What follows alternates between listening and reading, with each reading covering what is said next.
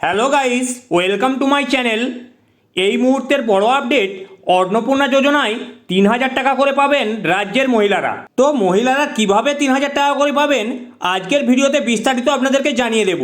তার আগে আমার চ্যানেলে যদি আপনারা নতুন হয়ে থাকেন, চ্যানেলটি অবশ্যই সাবস্ক্রাইব করবেন এবং পাশে থাকা বেল আইকন প্রেস করতে ভুলবেন না, যাতে সাথে সাথে আমার ভিডিও আপনাদের কাছে পৌঁছে যায়।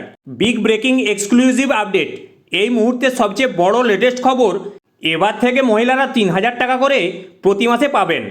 রাজ্যের মা বোনেদের জন্য নতুন প্রকল্প চালু করতে চলেছে সরকার। কবে থেকে এই প্রকল্প চালু হবে, কিভাবে আবেদন করবেন, কি কি ডকুমেন্টস প্রয়োজন ইত্যাদি তথ্যের A to Z আপডেট এই প্রতিবেদনে জেনে নিন। চারিদিকে বাজছে ভোটের দামামা ও জননীতি প্রচারে ব্যস্ত প্রধানমন্ত্রী থেকে মুখ্যমন্ত্রী, নেতা মন্ত্রীরা। এরই মাঝে ভোট প্রচারের জনসভায় বিস্ফোরক রাজ্যের বিজেপি নেতৃত্ব। নতুন প্রকল্প চালু করে বাংলার মহিলাদের মাসে মাসে ৩,০০০ টাকা করে দেওয়ার আশ্বাস বঙ্গ বিজেপি নেতৃত্বের।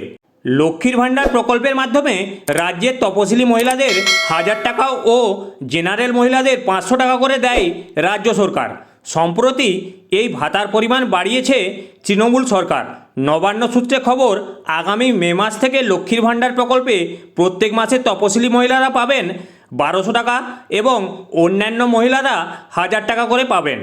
এদিন বুধবার কোচবিহারের রাজগঞ্জের নির্বাচনী প্রচারে এসে বঙ্গ বিজেপির শীর্ষ নেতা শুভেন্দু অধিকারী ভরা জনসভায় জোর গলায় সাধারণ মানুষকে আশ্বাস দেন, তৃতীয়বারের জন্য নরেন্দ্র মোদী প্রধানমন্ত্রী হলে এবং বাংলায় বিজেপি সরকার এলে বাংলার মা বোনেদের ১,০০০ নয়, ২,০০০ নয়, প্রতি মাসে ৩,০০০ টাকা করে দেবে বিজেপি সরকার।